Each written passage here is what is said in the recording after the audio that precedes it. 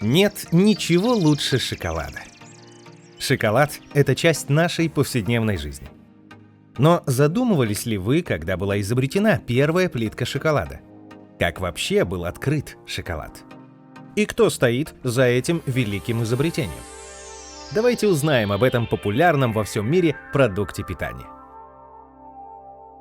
Когда вы думаете о шоколаде, вы наверняка представляете сладкие шоколадные батончики, торты и другие вкусные десерты. Но сегодняшний шоколад мало похож на шоколад прошлого. На протяжении большей части истории шоколад был горьким напитком, а не сладким лакомством. Но об этом чуть позже. Начнем с того, что посмотрим на глобус.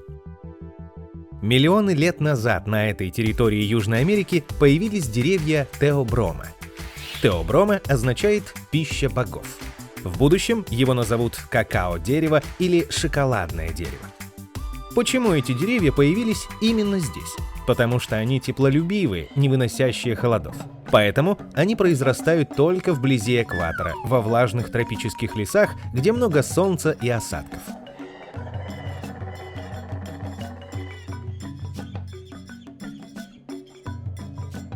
Как и на многих других деревьях, на теоброме тоже появляются цветы. Заметьте, цветки растут прямо на стволе.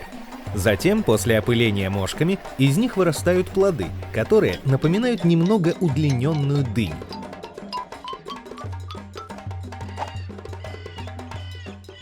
После созревания плоды срезают, открывают и видят вот это.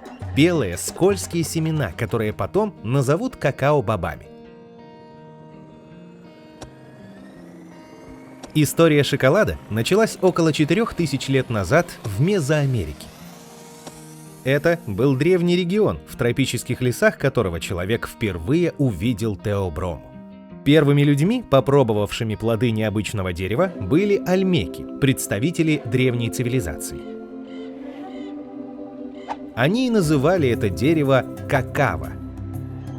Сначала бобы высушивали на солнце. После высыхания они приобретают коричневато-красный цвет. Затем растирали их в порошок, добавляли воду, и получался напиток, скорее похожий не на приятную чашку какао, а на горький укрепляющий отвар с пеной. На смену ольмекам пришли майя, и теоброма стала ценным деревом и для этой цивилизации.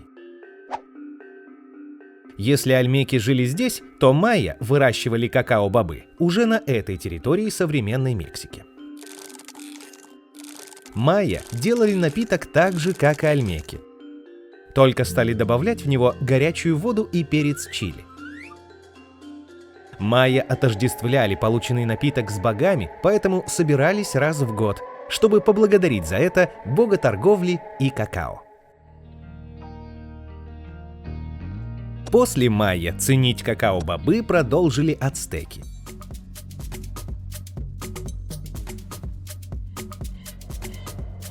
Они верили, что дерево какао растет в раю, и боги там пьют напиток из его плодов. А затем один из богов, а именно бог мудрости Кецалькоатль, в виде змея, покрытого перьями, подарил этот напиток людям. Ацтеки сами не выращивали свои собственные бобы какао из-за сухого климата, но получали их в процессе товарообмена. Так, какао-бобы стали использоваться в качестве денег для оплаты товаров и услуг. Например, можно было купить авокадо за 1 боб, тыкву за 4 боба, а кролика за 10 какао-бобов. Получается, что люди выращивали деньги на деревьях. Ацтеки тоже смешивали какао-бобы с приправами и получали горький напиток, который они называли чоколатль, что переводится как «пенная вода». Однако, в отличие от майя, ацтеки любили холодные напитки. Их подавали только на важных мероприятиях, например, на свадьбах, давали военным как награду за успешное сражение, а также применяли во время ритуальных церемоний. Могущественный вождь ацтеков Монтесума II выпивал каждый день около 50 маленьких чашек чоколатля. А еще в его дворце находилась сокровищница, в которую каждый день со всей страны поступали сотни мешков какао-бобов. Христофор Колумб, известный как человек, открывший Америку, возможно, был первым исследователем, который наткнулся на какао-бобы, но упустил свой шанс войти в историю шоколада. В 1502 году он и его команда захватили большое каноэ, в котором было много разных товаров, и в том числе несколько незнакомых бобов. Он забрал содержимое каноэ и привез в Испанию. Но испанский король не проявил к бобам никакого интереса, и вопрос был закрыт. Настоящее знакомство европейцев с какао произошло в 1519 году, когда испанский захватчик Эрнан Кортес с армией высадились там, где жили ацтеки. Вождь Монтесума не знал, с какими намерениями прибыли испанцы, но встретил их как дорогих гостей и угостил своим горьким напитком. Сначала Кортес отреагировал на напиток с отвращением и назвал его «напитком для свиней». Но вскоре испанцы завоевали ацтеков и вернулись на родину с какао-бобами. Сначала горький вкус напитка способствовал тому, что его считали лекарством, например, от расстройства желудка, кашля и простуды. Затем в него стали добавлять сахарный тростник или мед. И все оказалось не так уж плохо. Сладкие шоколадные напитки быстро стали популярными при испанском дворе. В 17 веке напиток начал распространяться за пределы Испании.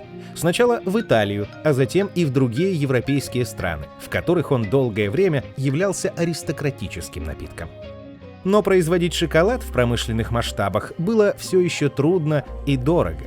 Постепенно это привело к увеличению количества плантаций, на которые специально завозили рабов с Карибских островов и западного побережья Африки.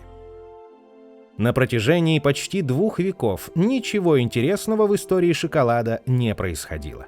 Из какао-бобов изготавливали напиток, который был похож на современную версию какао. Но все изменилось в 1828 году, когда голландец Конрад ван Хаутен изобрел пресс, который отжимал бобы. В результате получились 2 продукта – какао-порошок и какао-масло. Из тертого порошка стали делать напитки менее жирные и похожие на современное какао, а какао-масло стало первым шагом к появлению твердого шоколада. Почти через 20 лет после изобретения пресса англичанин Джозеф Фрай смешал какао-масло с тертым порошком и получил густую шоколадную пасту, а затем и первую цельную плитку шоколада.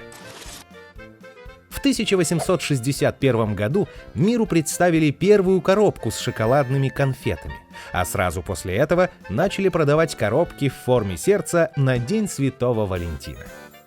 В 1875 году швейцарский шоколадье Дэниел Питер изобрел молочный шоколад, добавив в шоколадную пасту сухое молоко.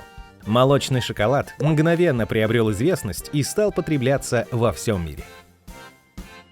Именно так шоколад превратился из горького напитка в твердую сладость, которую мы едим сегодня. А уже в начале 20 века шоколад перестал быть предметом роскоши и стал лакомством для большинства людей. Во время Первой и Второй мировой войны шоколад был частью солдатского пайка, а летчикам и подводникам его выдавали в обязательном порядке. А как делают шоколад сегодня? Плоды какао-дерева собирают 2 раза в год. Затем вынимают бобы и кладут их под банановые листья. Через некоторое время мякоть отпадает, а сами бобы меняют цвет с белого на коричневый. Затем какао-бобы сушат на солнце. После сушки бобы складывают в мешки и доставляют в порт.